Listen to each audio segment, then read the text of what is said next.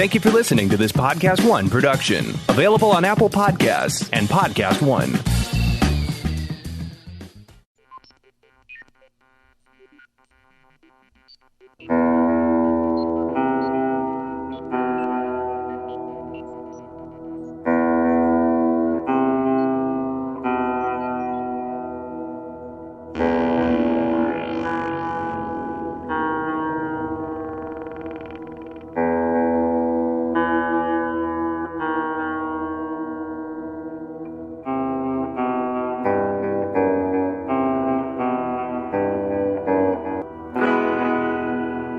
Hello and welcome. It's time again for another edition of the best in paranormal talk radio. This is Beyond the Darkness. I'm your host, Dave Schrader, along with me, Tim Dennis. How are you, Tim? Doing very well. Good. Listen, we've got an interesting guest joining us today. I had a chance to reconnect with him about a week ago, and nice just chatting with him. And this guy knows some just bizarre things. And I said, you know what, Vince, I got to get you back on the show. We got to talk all of these weird stories because he just kind of entranced the people we were having a meal with, hearing these bizarre facts. And I thought, you know what, it's been a while since we've had just kind of a weird world episode where we just talk bizarre topics. And this is going to be kind of a nice little collection of those. Joining us for the program today, Vince Wilson. He's been interested in science, history, and the unexplained since as far back as he can remember. He's a hypnotist and a futurist and joined the American Institute of Parapsychology. He's also the author of Ghost Tech and Ghost Science. He's lectured on consciousness survival and has also appeared on all the major local TV stations in the Baltimore area and on numerous radio stations. He's with us here. Thank you so much for joining us, Vince. Oh, it's a pleasure to have me. It's a pleasure to be here. Well, at least you're confident. That's the upside. Well, thanks, Vince. Dave. It was nice connecting with you the other day. I really appreciate hanging out with you, and thank you for having me on the show. That was a pleasure, and I'm glad, like I said, hearing you kind of riff on some of these weird topics. And Tim, just the first couple that he started off with were the ones that he dropped the bomb on me for. And, I like weird history. Mm-hmm. And I'm surprised I'd never heard of this because it is so obscure, but maybe that's why I hadn't heard of it. So I was like, Vince, you got to come on and start telling some of these stories and any other weird ones. Plus, he is well-spoken on all things Edgar Allan Poe. And I wanted to kind of discuss that as well, since I just came back from the Baltimore area and had a chance to kind of be steeped in that environment. It was great to hear some of the ins and outs and some of the fallacies regarding Edgar Allan Poe and getting to the truth of it. So Vince will be covering all of that for us as we progress through today's show. Vince, the Bat Bombers, you've got to tell Tim about this. Again, this is just one of those strange oddities. It's impossible to believe, but please fill us in. Well, at the height of World War II, just pretty much anything went. Now, this is pre-Cold War, and I got to tell you, the Cold War got weirder still. But there was a lot of weird stuff going during the World War II era on both sides, every side basically. But one of the weirdest stories that comes out of the United States war program is I believe it was called Operation X-Ray at the time, believe it or not. And I know there are a couple of things named that, but it was the Bat Bomb. All right. The Bat Bomb project was the idea that you could drop incendiary devices attached to actual bats. Specifically, I looked it up to make sure I had this right. Tadarita brasiliensis, Mexican free-tailed bat. Okay. The bat was conceived by the Bat Bomb was not conceived by a scientist, or you would think it'd be an expert in bats, right, or a biologist or something along those lines. Right, but that would make sense. Yeah, it would make sense. No, it was conceived by a Pennsylvania dentist named Little S. Adams, which is the craziest name too. Little S. Adams. That's actually his real name. Little spelled Lytle. All right. So this guy was a was a rapper before rappers were rappers, right? That's right. Yes, he had a great rap name. Yep. But he was a friend of First Lady Eleanor Roosevelt, and that is pretty much how he got his in with the president at the time. Adams submitted it to the White House on his idea to the White House on January 1942, where it was approved by President Roosevelt on the advice of an advisor, Donald Griffin. All right. Now, so the idea was this: they knew that the Japanese lived in, and this is factually accurate at the time, mostly paper and wood houses. That's what their buildings were constructed out of. So the idea was this: they would drop a bomb. The casing is actually shaped like a bomb. It's long, elongated, has fins on the back, and it would be dropped straight down. It would have an altimeter built into it that would, at a certain altitude, release the bats into the air. The bats, who were in a state of hibernation up to this point, would be warned by the air, fly into Japan, descend into the houses, into the rafters, in which they would, make a new home for the most part, but only for a short amount of time, because within a few days, I think it was, the incendiary devices attached to them would time off and they would catch on fire. All right, setting all the houses in the town of Japan, or the town in this Japanese town, on fire. Wherever they dropped it, this is what would happen. So you think this is a I don't know if you could use profanity on your show. Sure, go for it. We can always beep it if it's too horrible. Batshit crazy idea. That seems to fit the title, so we'll go with it. All right. So, however, believe it or not, it worked. Now, this was never actually tried in Japan in a wartime scenario. All right. However, during one of their early planning stages in which they were trying to cool the bats into hibernation and then find the right temperature that would warm them out of hibernation, they were released too early. And they were active incendiary bats. They had the devices. Now, keep in mind, these are clockwork devices because this is the 1940s. There weren't transistors or any sort of sophisticated electronics attached to it. But they were very lightweight timers. They flew off early, flew into a nearby hangar, and set the hangar on fire when the timers went off, proving that the concept technically worked. It also set on fire a nearby general's jeep, and unfortunately the commander of the base was not high enough in rank to be told about this project. So when the fire department came and put this out, he was not informed as to why his hangar burned down. They could not tell him, and he had to kind of rest on his laurels until the end of the war. This information wasn't released until decades early. So you might be asking, so if the proof and concept showed that it worked, why was it never implemented? Right. Since they had gone so far? Well, think about this. It was 1942 when he got approval. It took 3 years to get it to work completely. And what year was it when it was ready to go? 1945. All right. So they had already dropped the bomb on Hiroshima, and they're about to drop the bomb on Nagasaki. That is why they never used the bat bomb. The war was already over. The bat bomb. No, bat bomb. That is nuts. But, as I was reading about that, it said his idea was not so cockamamie after all, because the U.S. government had been researching pigeon-controlled missiles and bombs triggered by atomic chain reactions in the heat of wartime. Mm-hmm. Anything that sounded even halfway feasible during that time was taken under advisement. But the fact that it worked, now, of course, as we sit here and laugh about the absurdity, I'm sure the PETA fans are beating an email to me already about why would you even talk about this? But we're talking about the time and the era of when this idea was to take place. But the fact that it worked, Vince, why didn't they use it in any other instance then?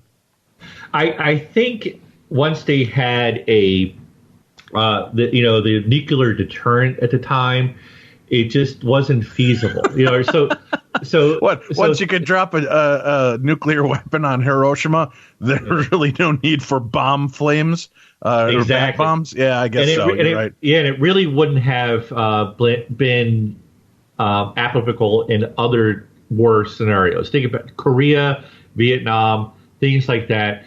the same sort of setup wouldn't have applied. It only would have worked in Japan at that time because of the houses being constructed the way they were. I mean, sure, you would have gotten some damage even in other cities and countries later on in other skirmishes, but not to the level that Japan would have suffered. They estimated it would have caused damage to tens of thousands of houses in Japan, But it would have been the bat bomb, had it been implemented, could have been a successful deterrent. We'll never know, of course. That could have ended the war a different way. If you think about it, since it did technically succeed, it may have resulted in the war ending with less human casualties. Although there had been an argument in some circles that the Japanese would simply have, changed their houses, basically, built more Western-style homes in order to accommodate that, and which would not have been effective against a nuclear weapon, of course. I love the fact that the team they put together. Right, Vince and Tim, this is so funny, right? It's the original Avengers assemble, but what a weird group of people to have behind this. What they've got, Dr. Jack was it Bleecker? Bleecker, that's correct. Yeah, it was the mammologist from Los Angeles County Museum. Then there was a pilot who ended up becoming a movie actor, Lieutenant Tim Holt. Then you have the brothers Bobby and Eddie Harold, an ex-hotel manager and workout king, respectively, and then ex-gangster Patricio Patsy Batista, who worked for Al Capone, and then another set of brothers, the unassuming Frank and Mark Benish. Then there was Ray Williams, a lobster fisherman turned Marine. Rounding out this group of ragtag heroes were two high school student assistants from von Bleeker's laboratory, Jack Coffer and Harry Fletcher. Most of the team's members enlisted in the Air Force for the duration of the project. Adams, well aware of the prestige and political value of military rank, unilaterally promoted many of his team to acting non-commissioned officer status. Harvard chemist Dr. Theodore Pfizer, the inventor of napalm, would end up joining the team later. What a crazy mishmash of people to have involved in this wartime effort. Lobster fishermen and mammalogists, gangsters, everybody kind of pulling together to see if they could come up with this bat bomb concept and make it work. I don't know. It sounds like the average ghost hunting team to me. Yeah, that's true. That's true. Any given weekend. The bombs themselves, though, were not like explosive devices as they were just a way to kind of start a fire, correct? That's correct. Yes, they were simply very simple, chemical reactive, but I think it was a solid chemical, if I'm not mistaken. All right, but it was a chemical reaction started by a very simple mechanical device. All right, literally, although I'm not exactly sure about the mechanics, but it was probably as simple as what you would have built into a lighter, like a flintlock sort of thing. A spark sets off the chemical, which sets the bat on fire. And of course, as horrible as this sounds, because bats are, some people are scared of them, but they're normally harmless animals. They would fly around in their death throes, which would cause the fire to spread even more. That is nuts. And I think this is telling, too, this statement from this huge article that had been written about it. After experimenting, they were trying to figure out how to get the bat to wear the bomb. After experimenting with options, the team settled on a simple tactic. They used adhesive. So they glued the incendiaries to the bats' chests. Then the bomb carrier, Tim, check this out. You got to wonder, how the hell are they going to deliver this? A 5-foot-long sheet metal tube held 1,040 bats in 26 round trays, each approximately 30 inches in diameter. As Coffer recalled, when they loaded them, what we called the armed bats, into the bomb carrier, which was like putting eggs into an egg crate and closing it up. During bomb drops, the bomb carrier would plummet to an altitude of 4,000 feet and then drop a parachute, slowing its descent as the sides blew apart and the bats fluttered out to descend on the unsuspecting enemy city below. So they've got them loaded in like eggs, thousands upon thousands of bats. Where were they going to get all of these bats from, Vince? Well, they were in the right state to do that. If they were near several different states, but specifically, I think it was Carlsbad, New Mexico. was where the base was. And there were caves nearby that had this specific species of bat there, the Mexican free-tailed bat. All right. And that is where they would get these bats. One of the members of this team felt so terrible about the creating this project. He actually became an animal rights activist to some degree. I can't remember which one it was because it wasn't in my notes, but it was in a book I read earlier. He actually went on to create a conservation organization for preserving animal and wildlife because he felt so guilty about the deaths of all these bats. And a lot of bats did die. The ones that were freed. Some of them didn't react well to the glue they used. Others were put into hibernation too long, so they just died. And there were, of course, accidents in the process. A lot of them were wounded and injured. So it was a terrible. If you're an animal lover, it was a terrible experience for these bats. It was not good at all. Not at all. And Tim, the question remains, right? What happens to this ragtag team now, Vince? You would think that you get these scholars together that were able to work out how to fix bombs to bats. They would go on to some heightened level of security and probably be used again. But from my understanding, they just kind of disbanded. Nothing ever came of their team after the atomic bomb, right? They just fell apart. Oh yeah, it just sort of broke up after that. They became disillusioned. Keep in mind, they did spend $2 million on this over that 3-year period, which is the equivalent of $18.7 million today. It was thought that the bat bomb was moving too slowly and was overtaken once again by the atomic bomb project that was considered much more feasible for ending the war. Adams maintained until his death in 1983 that the bat bombs would have been effective without the devastating effects of the atomic bomb. But once again, here's a quote from him.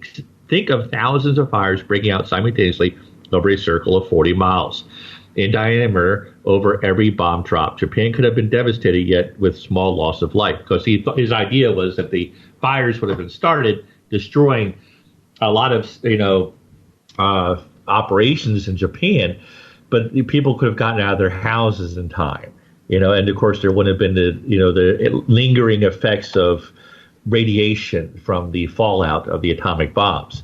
However, once again, as a few people have pointed out, that's still a flawed concept because people, if you survive, and I'm not trying to sound like a proponent of atomic weapons, but if you survive, you can rebuild, and also you can take,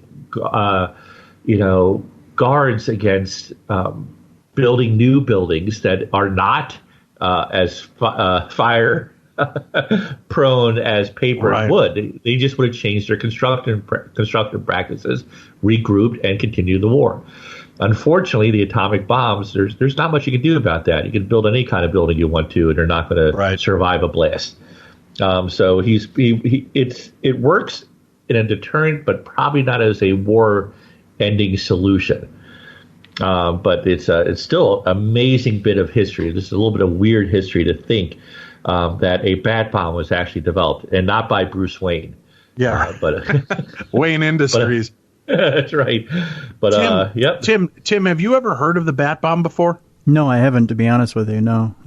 I feel like we covered it in like a glossary way years upon years ago on the show, but what a weird deal. So as strange as that sounds, right? And we're all sitting at the dinner table hearing Vince tell the story, and we're trying to wrap our heads around it. And trust me, everybody went to their phones after Vince left to verify that what he was saying was not just made up nonsense, because it sounds so ludicrous. You're like, there's no way I didn't hear about bat bombs before. But there's all these articles on it.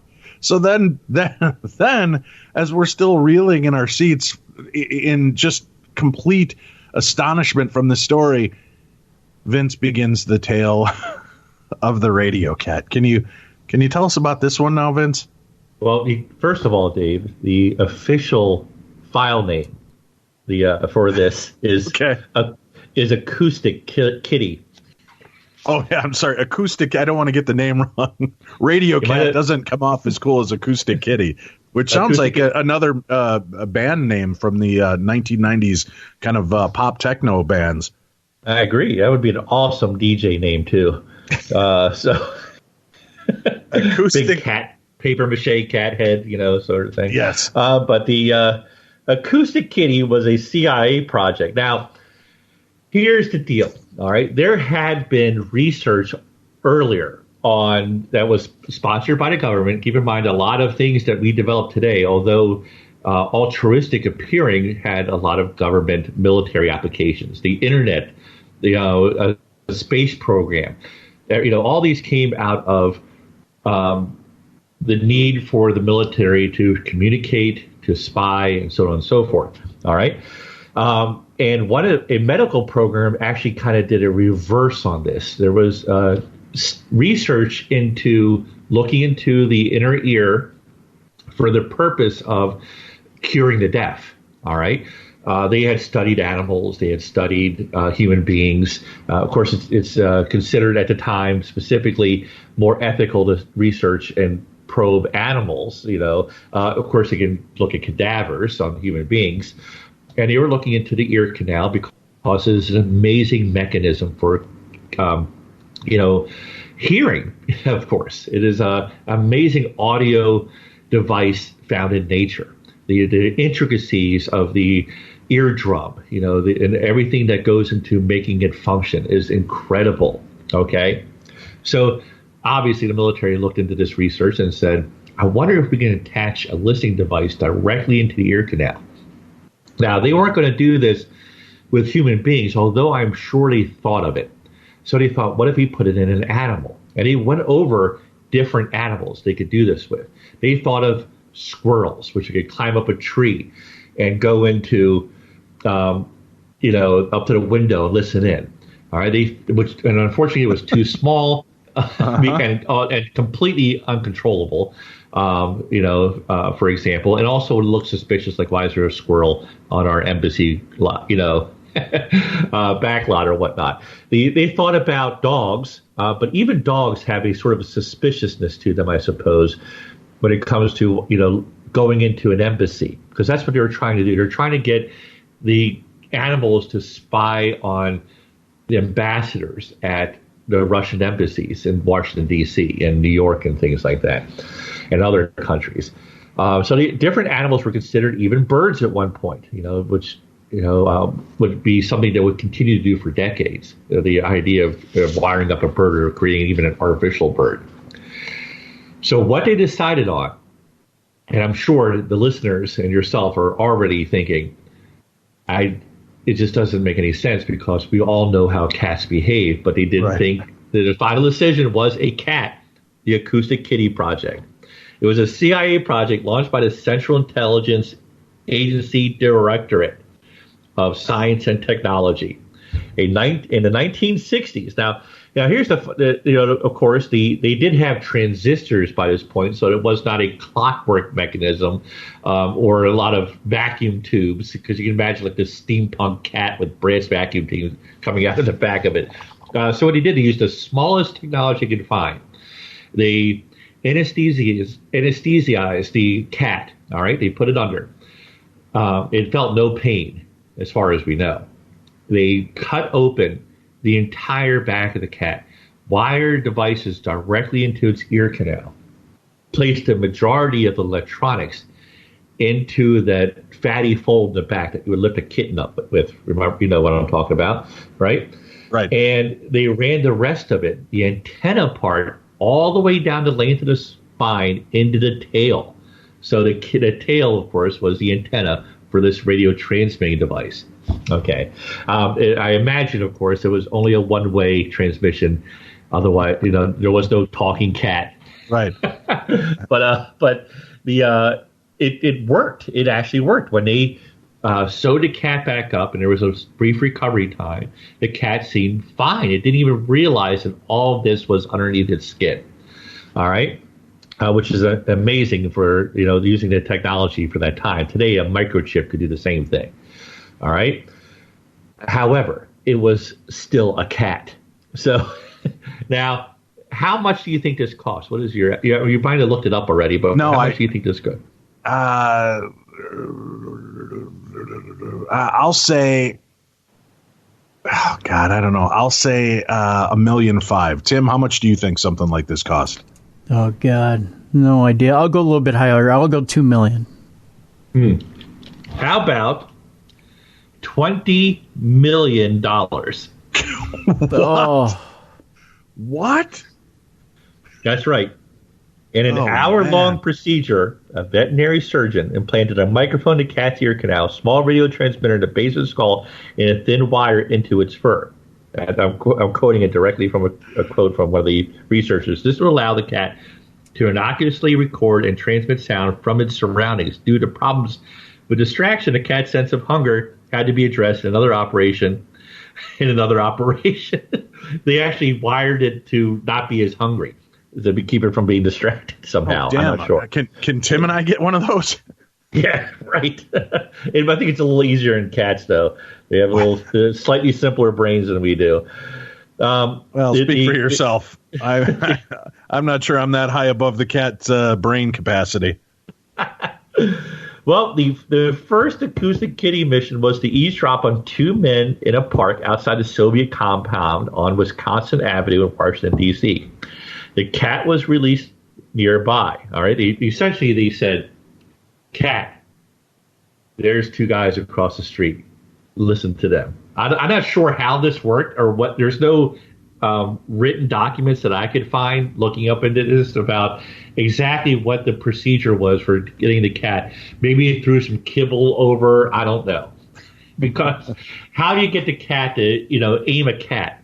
But I guess they had some sort of procedure.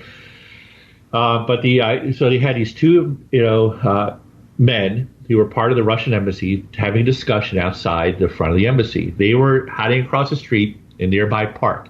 They had a van parked down the street. Of course, embassies are used to having vans parked nearby because obviously everyone's spying on each other. They had a van parked down the street marked with, I suppose something like a carpet dealer or whatever. But it filled with electronics in order to receive the transmissions from the cat. They looked across the street, sent the cat out. The cat didn't go out. He kept pushing the cat. Eventually, the cat went out and was immediately hit by a taxi cab. That cat went splat. So Major Steve Austin explodes in a fiery explosion, and they're only willing to sink $6 million into him. But a cat gets $20 million and then gets run over by a car, and that's the end of the story. That is correct.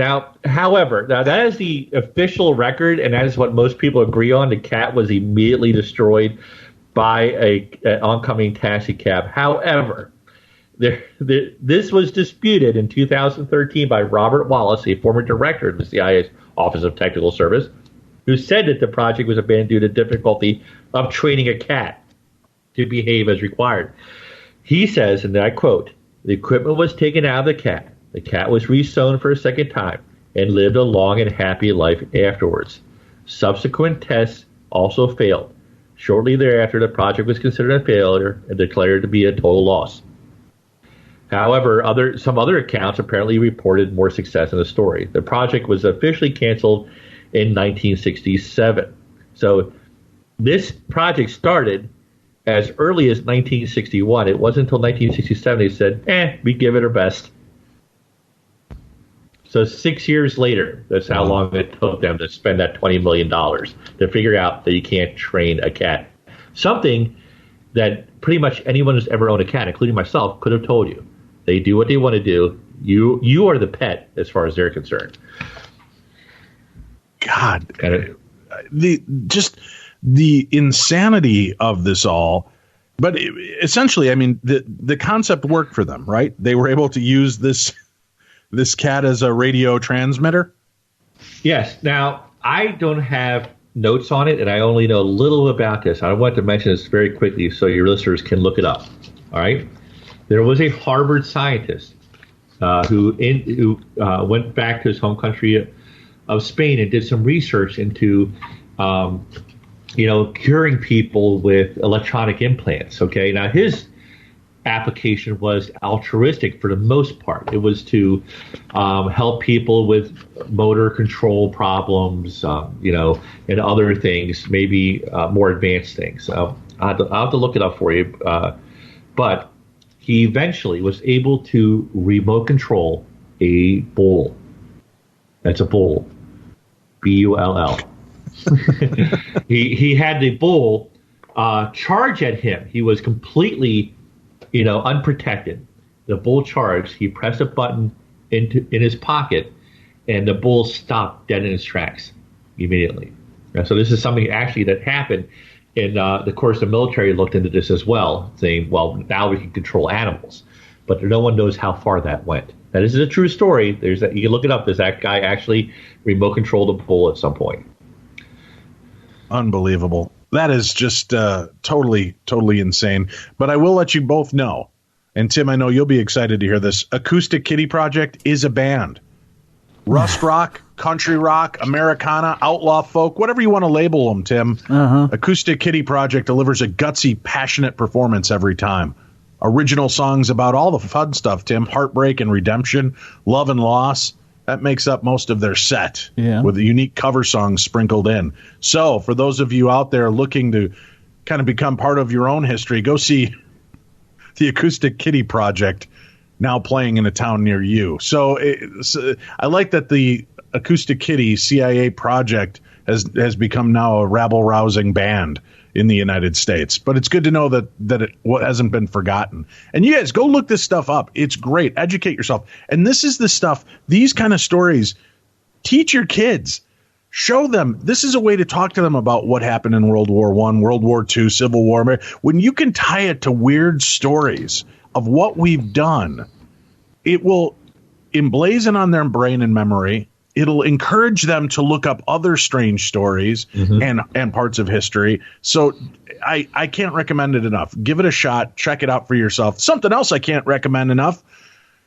60 seconds. That's exactly how long this commercial lasts. You know what else you can do in about a minute? You can get an offer for your car with TrueCar. That's right. In the amount of time it takes to floss your teeth, pet your dog, do a few sit-ups, or just listen to my voice, you can get a true cash offer. Best of all, you can do it from your smartphone or home. Just go to TrueCar and simply enter your license plate number and watch how your car's details pop up. Answer a few questions. You'll get an accurate true cash offer from a local TrueCar certified dealer. It's just that easy. After that, you can bring your car in and they'll check it out with you together. You can ask questions and get the answers you need so there's no surprises. Then simply leave with your check or trade in your car for a brand new ride. So when you're ready to experience a better way to sell or trade in your car, check out TrueCar today. Stay tuned. We've got a lot more Beyond the Darkness coming up right after this. If you like our show, you're going to love the GG Podcast with Rick Fox, Jace Hall, and Todd Roy on Podcast One. Log on to see the world behind the esports you love and find out what good game really means from a trio who's taken the business by storm, including the 3X NBA champion behind Team Echo Fox. Download new episodes of the GG Podcast every week on Apple Podcasts and Podcast One.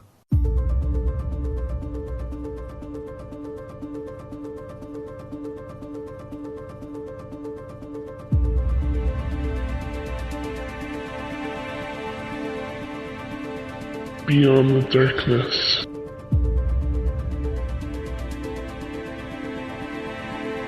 Welcome back to the program. This is the best in paranormal talk radio. I'm Dave Schrader. That's Tim Dennis. This is Beyond the Darkness. Vince Wilson, our guest, as we're learning strange aspects of history and humanity. And speaking of humanity, Vince, now that we've talked about exploding bats, we've talked about radio transmitting cats and a radio-controlled bull, how about the Humanzee? What can you tell us about the Humanzee? Okay, well, imagine, you've heard of Captain America, of course, the idea yes. of a super soldier and a man who's better than the average man, someone who's easily controlled, has superhuman strength and reflexes, can calculate on a moment's notice and strategize.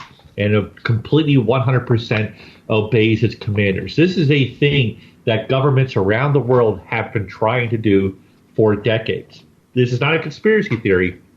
They have experimented with drugs and steroids. The whatever pioneering process there was in genetics at the time was certainly implemented to create super soldiers.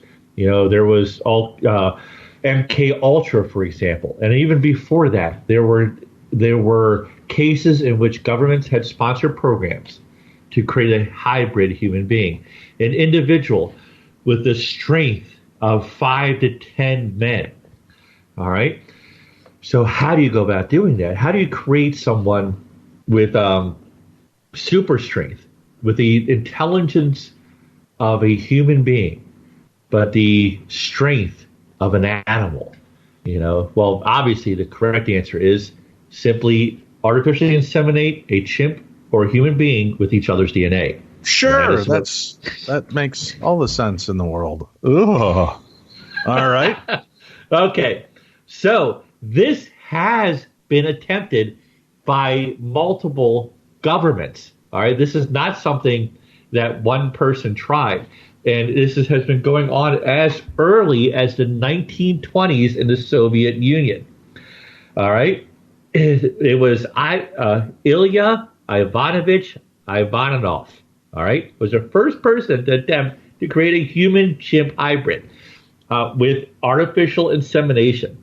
Now, the idea, of course, preferably is to have a creature, a new form of life with the strength of a chimp, which is 5 to 10 times stronger than a normal man. All right. The strength of a chimp and the intelligence of a man. The bad combination, of course, would be the intelligence of a chimp and the strength of a man. That wouldn't work at all. So, however, they did try. In the 1920s, Ivanov carried out a series of experiments culminating in the insemination of 3 female chimpanzees with human sperm. But he failed to achieve pregnancy. Thank God, right? Now, he tried, there was this with all sorts of different animals to see if you could cross species and things like that. Now, of course, they were not aware of DNA at the time or had an idea of how advanced chromosomes were. They did think that apes and humans were close enough. And he was onto something because chimpanzees, on average, there are different kinds of chimpanzees, on average are about 95% similar to human DNA. Now, the pygmy chimpanzee specifically is 97 to 98%, in common with the human genome. So that would be a perfect sort of chimp to mate with a human, or vice versa. All right. The next year he fell under political criticism. And this is after he was doing these experiments as late as 1929. He had started years earlier. But the next year he fell under political criticism from the Soviet government and was sentenced to exile in Kazakh SSR. He worked there at the Kazakh Veterinary Zootechnical Institute and died of a stroke 2 years later. So he had conducted experiments. He had actually did over 50 inseminations with no births. All right, because once again, this is 1920s technology. He organized a set of experiments involving non-human ape sperm and human volunteers. He actually had flyers put up, sent out into the nearby town, asking for female volunteers to mate, essentially, or be inseminated by the sperm of chimpanzees. And some women in this, the poor situation at the time agreed to this. They were paid well to be, chimp moms, for all intents and purposes. Chimp moms. That's right. I don't believe that it didn't happen. I've met some people that have to be crossbred. Oh, well, hold on for a second. Uh-oh. Yeah. All right. So, good segue, by the way. In the 1970s, a performing chimp named Oliver was popularized as a possible mutant or even human chimpanzee, or, as we said earlier, a Humanzee. All right. An examination of Oliver's chromosomes, however, in 1986 revealed that Oliver had 48, not 47 chromosomes, thus disproving earlier claim that he did not have a normal chromosome count for a chimpanzee. So officially, he was not. Now, if you see pictures, if you look up Oliver the chimpanzee on Google Images, for example, he is creepily human-looking. All right? Some people have proposed that this was a cover-up, that he was actually a Humanzee, and that they had covered this up in order to hide these experiments, because in the 1980s there were reports of an experiment in Humanzee crossbreeding conducted at the People's Republic of China, all right, in 1967 on the planned resumption of such experiments. In 1981, Ji Zhongzhang, head of a hospital in Shenyang, was reported as claiming to have been part of a 1967 experiment in Shenyang in which the chimpanzee female had been successfully impregnated with human sperm. According to his account, the experiment came to nothing because it was cut short by the Cultural Revolution, with the responsible scientists sent off to farm labor and the 3-month pregnant chimpanzee dying from neglect. So the chimp was actually pregnant with a Humanzee hybrid, but because it was neglected, died in captivity. According to Timothy McNulty of the Chicago Tribune, the report was based on an article in the Wenhui Bao paper of Shanghai. The Genetic Research Bureau of the Chinese Academy of Sciences cited it, confirming both the existence of the experiment prior to the Cultural Revolution and plans to resume testing. They want to actually continue testing and making this happen. Right now in China, they could be building a Humanzee army. Now, there was also a report by Gordon... madhouse! A madhouse! Right. Planet of the Apes can still actually happen. Oh, God. We can only hope. There is a report by Gordon Gallup, a psychologist in the University of Albany's psychology department researching biopsychology, of a female chimpanzee being inseminated with human sperm, becoming pregnant, and listen to this, and successfully giving birth in the 1920s in the U.S. However, the newborn hybrid is said to have been euthanized soon after. I don't buy it. Do you buy it? I think if they've created something like that, they would let it grow to full potential to see what it really, I mean, what's the use in, okay, yeah, we can do it. The next level would be, okay, yeah, we can do it. What next? What does it grow up to be like? Can we control it? I don't buy the whole we euthanize them or we let them die without giving them any human touch. It just doesn't ring true to me. Oh, it's certainly possible. I mean, you got to think that, especially with the security, it's amazing to me that we actually know about the Chinese experiments because their security is tight, But it was released to the public, and if they wanted to continue these experiments, they certainly could. Right now, there could be an underground base with Humanzees under the command of Chinese scientists. That's what we're going to be dealing. It's like out of a comic book or a science fiction movie. It's amazing to think about that. Other countries are developing this hybrid technology. Of course, in the United States and in most countries, as a matter of fact, not just Western countries either, human cloning and experiments of this nature are illegal. It had to go through many stages of process to be allowed, and only certain kinds of genetic experimentation is allowed. You cannot clone human beings, all right? And even to do some of the experiments recently, many of the listeners may remember photographs turning up years ago of a mouse that had a human ear growing on the back of it, in which they tried to grow replacement parts on other animals. Even that actually happened, and that has to go through years of permits and acquisitions of the rights to do things. It's very difficult to do that, but in countries in which pretty much anything goes, literally anything goes, they can just do whatever they want to and do Vince, these kinds of crazy things. For the first time in history, Tim and I would like to reveal to you that we do know that a few of these Humanzees did grow up and become radio show hosts. That's all I can say. I can't tell you who they are or where they are, but I can tell you that they do exist. That's just so bizarre, but I guess it's not, right? I mean, the whole concept of blending humans and animals has been around in fantasy and folklore with minotaurs and centaurs and all of the other different weird half human, half animal creations. I'm sure that the science has always wanted to know if that could happen. Tim, I got to ask you, what do you think? Do you believe that they would have taken the experiment all the way through a pregnancy and then terminated it or ended the child's life after it was born once they were able to prove they could do it? Dave, not only do I know that they've done this, every summer I go to a family reunion where I see half of them in my family. I don't know what the big mystery is here. That's true. Every summer it's Planet of the Apes at the Dennis household. It is. I mean, we go out, we have a picnic, we play softball. Amazingly, we catch every ball that's thrown at us. Do you monkey around? We do monkey around quite a bit. Yeah, it's people swinging on the bars at the playground. It doesn't seem unusual to me that cross hybridization would have happened, especially with the space program. You think of shooting monkeys into space, and you would think that was the only interaction that would have been done with primates. I don't think what you used to call it in college, Tim? Yeah, shooting a monkey into space. Yeah, exactly. Yeah.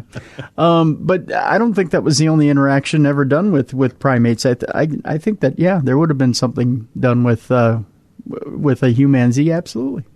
What a weird world. Well, the thing is, like animal experiment. You think of this as being, once again, as we mentioned earlier, a science fiction thing, something from comic books that mad scientists would only do. That you can't imagine an actual scientist saying, well, let's try to do this and make it work. Let's make a Frankenstein-esque monster. However, that is not true. There's other examples of legitimized scientists in the past doing insane experiments on animals and occasionally human beings. I mean, for example, there's the Demikoff's two-headed dog, and of course the monkey head transplant. The monkey head. There's got to be a band called Monkey Head Transplant. If there's not, Tim, trademark it, and I know what we're touring as this summer. Yep. The Demikoff's two-headed dog is in 1954. Vladimir Demikov in Russia, shocked the world by unveiling a surgically created monstrosity, a two-headed dog. He created the creature in a lab on the outskirts of Moscow by grafting the head, shoulders, and front legs of a puppy onto the neck of a mature German Shepherd. You think PETA's upset yet? I mean, they're not by now. They've got to be just pulling their hair out of their heads right now. Demikoff paraded the dog before reporters from around the world. Journalists gasped at both heads, simultaneously lapping at bowls of milk and then cringing as the milk from the puppy's head dribbled out the unconnected stump of its esophageal tube. The Soviet Union proudly boasted the dog was proof of their nation's medical preeminence. So over the course of the next 15 years, Demikoff created a total of 20 of his two-headed dogs. None of them lived very long as they inevitably succumbed to problems of tissue rejection. The record was a month.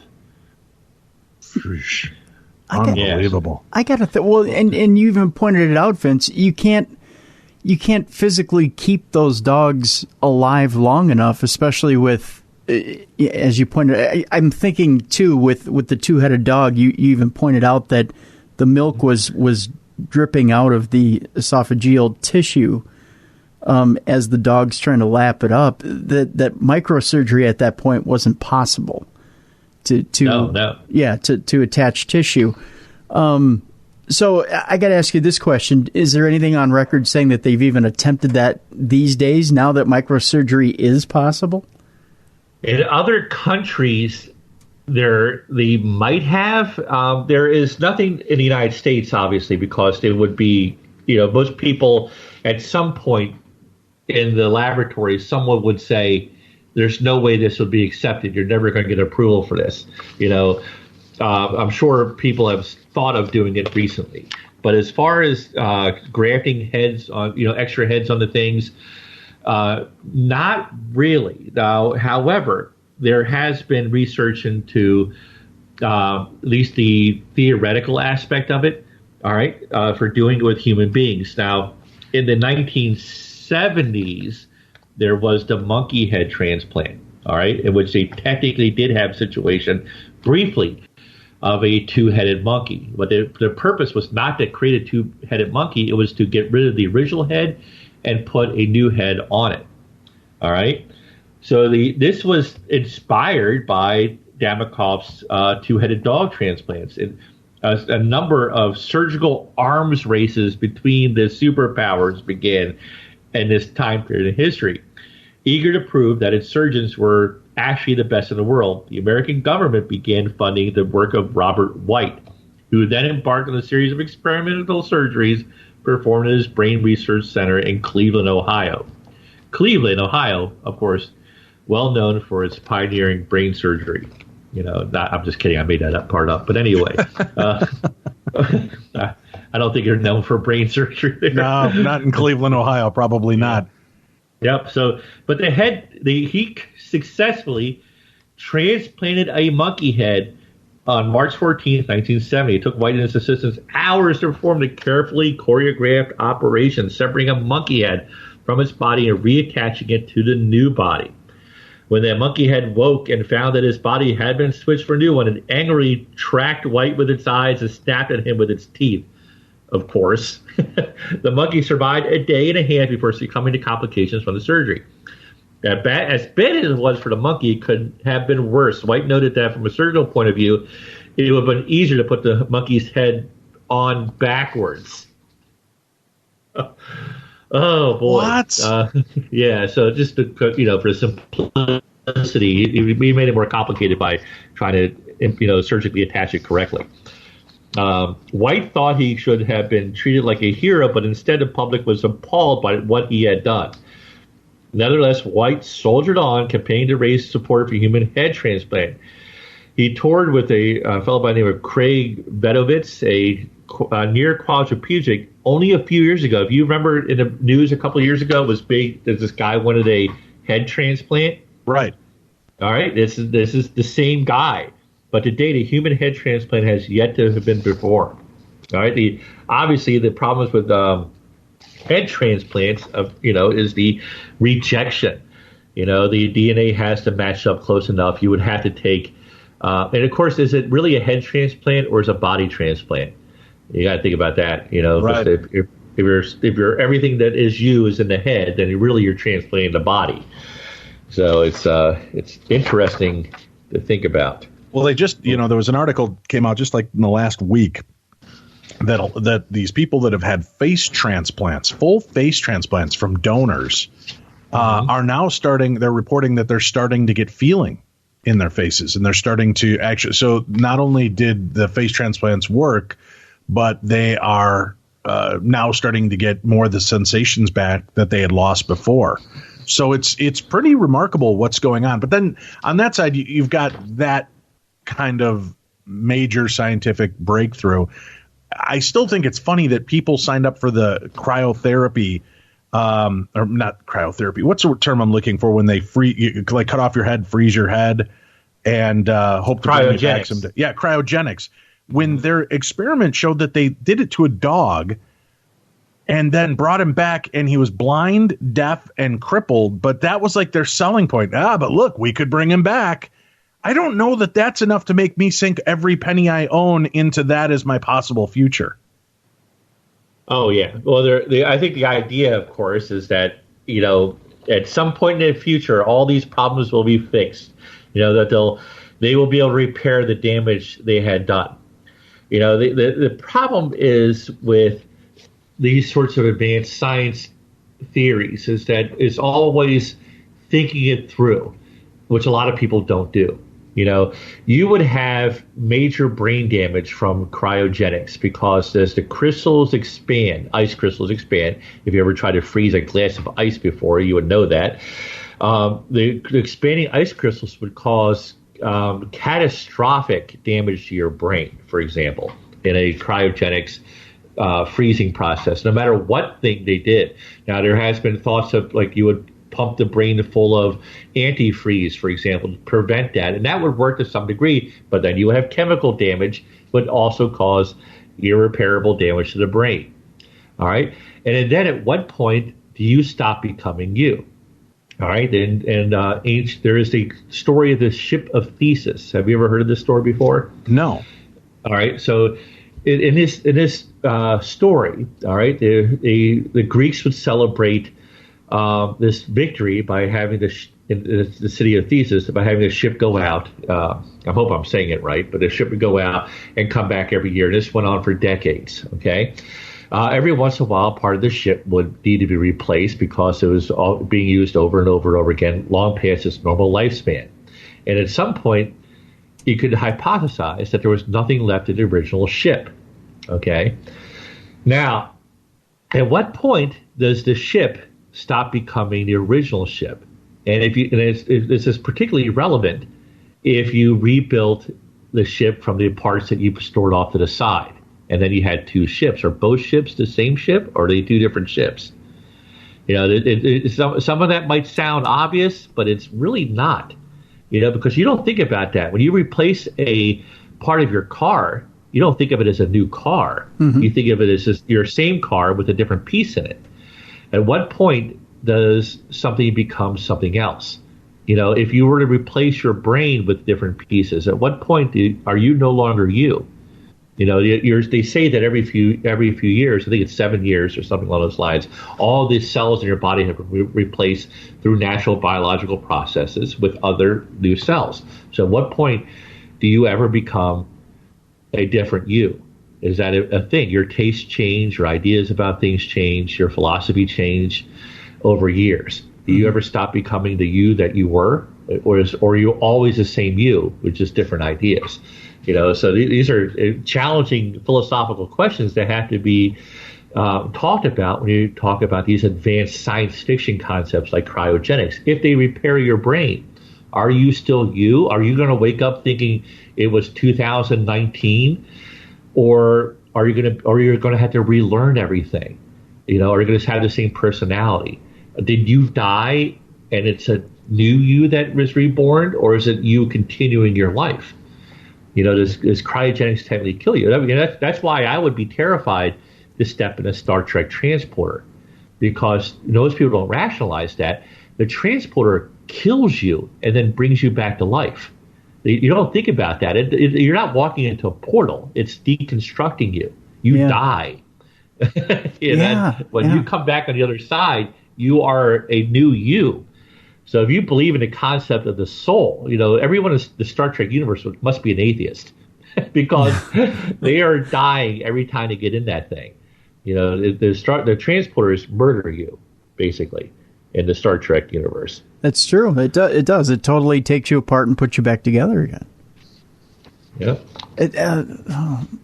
Okay, so in that, well, you bring up an interesting point, Vince. Okay, so there, when you think of a true transporter, there's no way to simply beam you across a universe, or even think of technology where you would just simply blip out of one area and blip you back into another. You know, you see like different technology, and I'm going to go comic book nerd on you for a second. I mean, you've heard of Nightcrawler from the X-Men, right? Where he imagines, or he can go somewhere where he sees, anywhere where he can see. So if he can imagine a place where he's been before, he goes through a dimension. So he calls it bamfing. So if he sees he kind of goes into another dimension, so to speak. He goes out in a cloud of sulfur, and he goes into this other dimension, walks through this dimension, and basically bamfs back into this other spot where he can see. But if he's never seen it before, he can't go there. I know this is getting deep into other things, but with teleporting like you're talking about and totally deconstructing yourself, you're right. You're basically taking yourself apart and reassembling yourself. And one of the things that they never did, well, I guess they kind of did and kind of didn't in Star Trek, bring back again is reassembling yourself and not doing it correctly. You know? Yeah, that's the plot of a lot of different Star Trek. I'm a huge Star Trek fan. Yeah. And they even had a Star Trek: The Next Generation episode in which two Rikers were created by accident. Right. An energy surge caused the creation of a second Riker on the planet below. And they never figured out which one was the original and which one's the copy. Right. If that's even a thing. Now, technically, they would both be original. They would not be copies of a original. They would both be a new Riker, based on the concept of the technology. I, as a gigantic geek that I am, I can tell you that the transporters actually have a bit they reference in the show and a couple of books called the Heisenberg compensator. And it's a joke bit because Heisenberg's uncertainty principle prevents the probable creation of a transporter because the atoms could never be really accurately calculated, because it's a number. The number of atoms in your body is so astronomical. The computational power is hundreds of years away. Maybe by the Star Trek time they would have something like that. But if I always imagine if they developed transporters over a period of years, the earlier prototypes would have been like a fax machine, and you can imagine laying on a table and slowly seeing your feet being incinerated as the light comes up from below, and then eventually it gets to your neck, and then your face and head and everything like that as you're transported to the other side before they came up with the faster version of it. But it's a flawed technology. The going into dimensions, higher dimensions and things like that. It's complicated because a lot of people get dimensions and alternate realities confused. All right, in the comic books, Nightcrawler goes into limbo basically. Yep. He goes into which would be technically an alternate reality, not an actual dimension. All right, although they refer to it just interchangeably in the comic books. But the difference is this: a dimension is a dimension. It is height, length, and width, and the theoretical possibility of additional dimensions outside those. An alternate reality is a universe. It has also 3 dimensions and the 4th dimension of time. Probably. Okay. There's theoretically possibilities of universes that exist only 2 dimensions, in which there's only height and length and no depth. So This is the concept. There's a book written called Flatland in the 1700s that covers that, for example. But the dimensions are separate from alternate realities, in that you could theoretically access those with high energy, situations. For example, in a particle accelerator, the CERN laboratories, superconducting super collider is always looking for higher dimensions, for example. Okay, and to kind of wrap up this topic, especially about cryogenics, and this is kind of where I'm going with this point. And I want to kind of bring it back to cryogenics, because you brought up an interesting point with this, and that is the cellular death part of it, as opposed to transporters and as opposed to taking your body apart and transporting it to a different point in time and then reassembling it.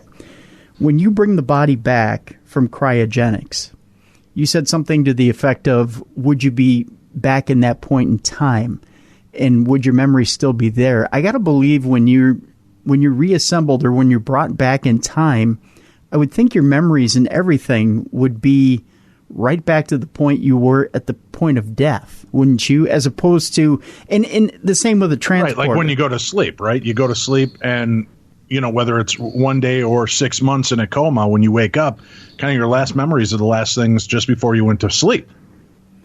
Well, there would be no doubt, regardless of. All right, so assuming you use modern day preservation technology, what exists today to preserve biological tissue? All right, there is a limit to how long that lasts. even if you preserve the body using everything available today, all right, in some sort of preservation using cryonics, for example, all right, or cryogenics. The terms are pretty much interchangeable. You would have a certain degree of degradation.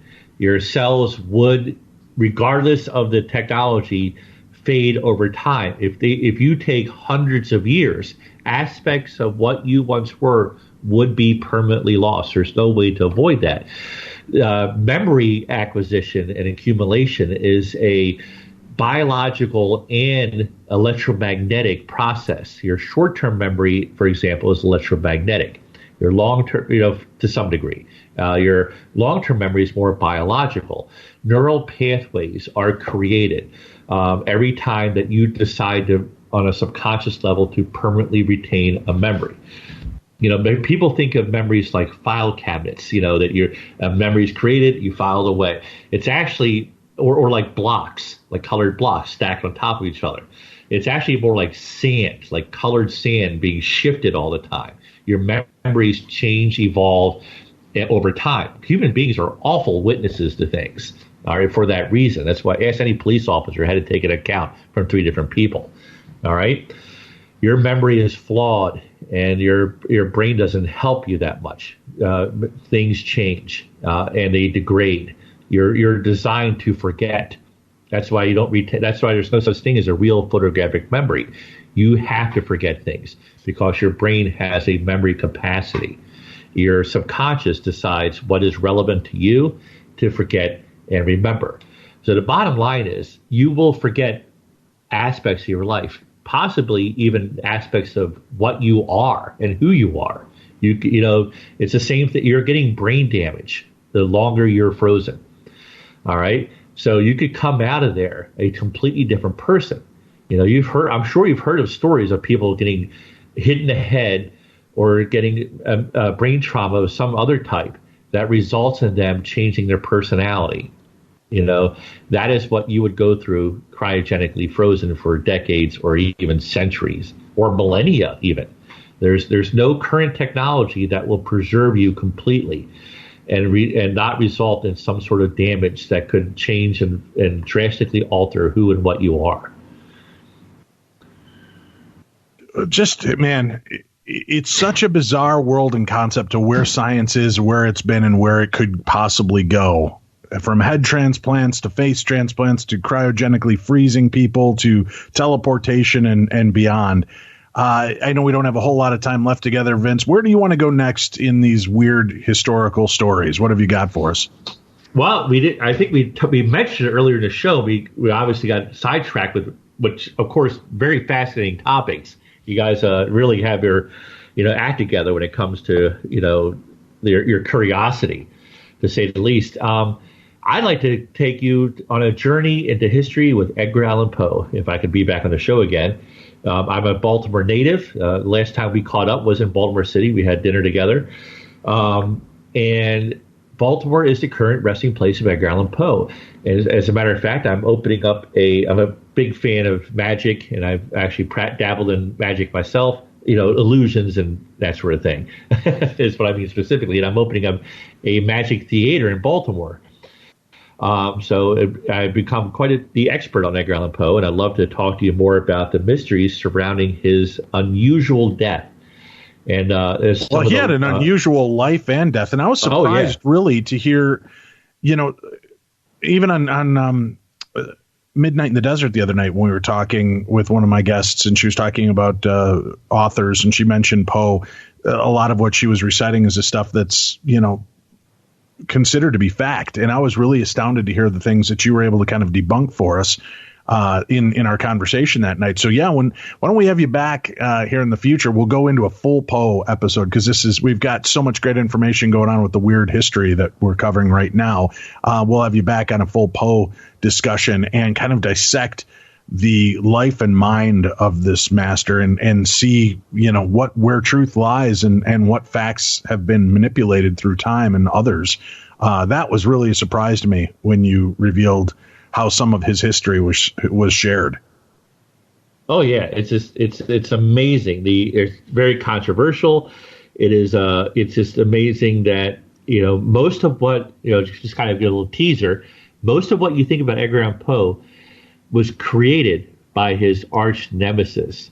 It's a true tale of amazing drama and backstabbery, for lack of a better term. I like that, backstabbery. All right, very cool. Well, what other weird history bits did you want to cover with us? I know there was another point, and I forgot to jot it down. We had mentioned during the break. What was the other one that you wanted to go to? Very quickly, the Milgram experiments. All right. So this was something that gets bad and gets worse before it's over. All right. So imagine that you volunteer for an experiment, but when you show up at the lab, you discover the researcher wants to murder an innocent person. You protest, but the researcher firmly states the experiment requires that you do it.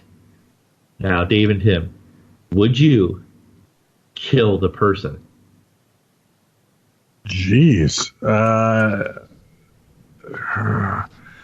I mean, I could go in the Vulcan process of the good of the many outweigh the needs of the few. If it would change things radically and help the world, I guess I would. No evidence says that it would. Damn it. Then I'll leave it to Tim to do the murdering for me. He's more cold-hearted. Wow. I'm kidding, Tim. I'm just trying to paint myself in a better light and deflect to you. Would you do it, Tim? That's a really good question. What if he grabbed the last Twinkie on Earth and you didn't get a bite of it? Oh, he's a dead man then. Yeah. Yep. See, there you go, Vince. You just got to find the right way to inspire a man to kill. Yep. Well, when asked what you would do in such a situation, almost everyone says, if in that situation, of course I wouldn't kill someone. I refuse to commit murder. But Stanley Milgram's famous obedience experiment conducted at Yale University in the early 1960s revealed that this optimistic belief is wrong. If the request is presented in the right way, almost all of us quite obediently become killers. All right? So this is a crazy experiment, and it actually occurred. Milgram told subjects they were participating in an experiment to determine the effect of punishment on learning. One volunteer, who was in reality an actor in cahoots with Milgram, would attempt to memorize a series of word pairs. The other volunteer, the real subject, would read out the word pairs and give the learner an electric shock every time he got an answer wrong. The shocks increased in an intensity by 15 volts with each wrong answer. Oof. Now, keep in mind, the person getting electrocuted is an actor pretending to get electrocuted. So the experiment began. The learner eventually got some wrong answers and then some more, and soon the shocks had reached 120 volts. At this point, the learner started crying out, "Hey, that really hurts." At 150 volts, the learner screamed in pain and demanded to be let out. Confused, most volunteers turned away around and asked the researcher what they should do. The researcher always calmly replied, "The experiment requires that you continue." All right, so the Milgram actually had no interest in the effect of punishment on learning. What he really wanted to see is how long people would keep pressing the shock button before they refused to participate in an increasingly sadistic experiment. Would they remain obedient to the authority of the researcher up to the point of killing someone? To Milgram's surprise, even though volunteers could plainly hear the agonizing cries of the learner echoing through the walls of the lab from the neighboring room, 2/3 of them continued to press the shock button all the way to the end of the scale, 450 volts, by which time the learner had fallen into an eerie silence, apparently dead. Milgram's subjects sweated and shook, and some laughed hysterically, but they kept pressing the button. Even more disturbingly, when volunteers could some kept laughing hysterically? It's like a kind of I guess it's kind of a madness they were going through, for lack of a better term. But when volunteers could neither see nor hear feedback from the learner, compliances with the order to give even greater shocks was almost 100%. So they continued to shock them, because they're already dead, I guess. So I can't hear anything anymore. Jeez. Oh. We are a weird people. Now, Milgram tried to. It gets. Milgram, this is like interesting research. It's horrible, and these people were psychologically traumatized. There's even suggestion that one of them may have committed suicide because of the guilt they experienced. Because Milgram never went back and told them, some of them anyway, that this was a different kind of experiment. They thought. So he was a bit of a jerk, and he increased that kind of jerky stereotype when he kind of compared this to Nazis in Germany by saying this is why the Nazis did what they did. This is not correct. All right, so he was essentially making an excuse for Nazis behaving the way they did. They were following orders, so on and so forth. They were being obedient. That's not exactly true. Okay, you can't give a free pass to Nazis in Germany. The difference is in the Milgram experiments, these individuals did not know the person. They couldn't even see the person on the other side of the wall. All right, it wasn't motivated by racism, bigotry, or blame. They weren't. As far as they knew, there was still a possibility they weren't actually killing someone. So it is completely different than what the Nazis did. So Milgram kind of gave himself a obviously bad reputation, not only from the experiment, but from his comments afterward. All right. Now, this is already bad. It gets worse. All right, because in the experiment, although the volunteers were psychologically damaged, no one was actually physically hurt or permanently damaged. And the story about the person committing suicide, we're not sure that's actually what the reason was, or if that even happened, because that's more of a anecdote than an actual, documented evidence. However, Charles Sheridan and Richard King at the University of Missouri and the University of California, Berkeley, respectively, hypothesized that some of Milgram's subjects may have suspected the victim was faking, which might go back to what the laughter was. All right, so they repeated the experiment with a real victim, a cute, fluffy puppy. He was given real, albeit apparently harmless, electric shocks. Their findings were similar to those of Milgram. Half the male subjects and all the females obeyed throughout. Many subjects show high levels of distress during the experiment, and some openly wept. In addition, Sheridan and King found that the duration of which the shock button was pressed decreased as the shocks got higher, meaning that for higher shock levels, subjects were more hesitant, and yet they still pressed the button.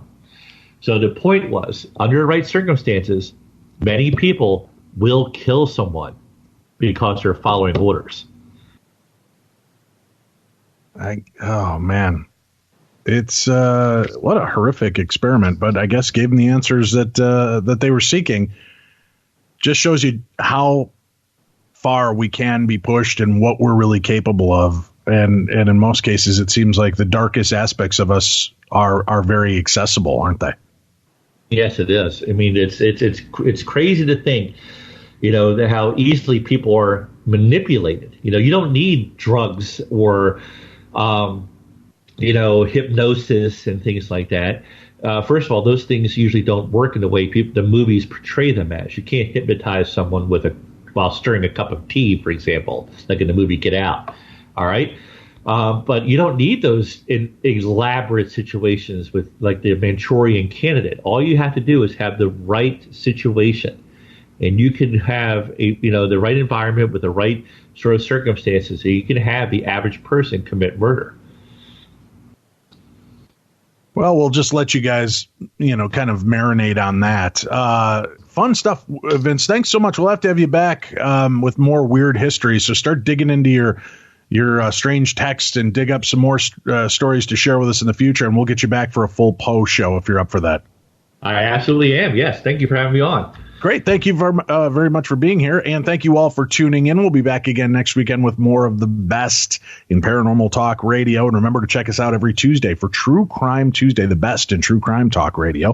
You can get information by visiting our website, darknessradio.com. Never miss another minute in the best of talk radio with Midnight in the Desert, Beyond the Darkness, and True Crime Tuesday. All the information found right at our website. Plus, get a chance to meet Tim and I as we'll be out and about this year at many different conferences. and we'd love to see you and meet you in person. You can find all that information at darknessevents.com or darknessradio.com. That's it for this week. I'm Dave Schrader. That's Tim Dennis. This has been a Weird World Week right here on Beyond the Darkness.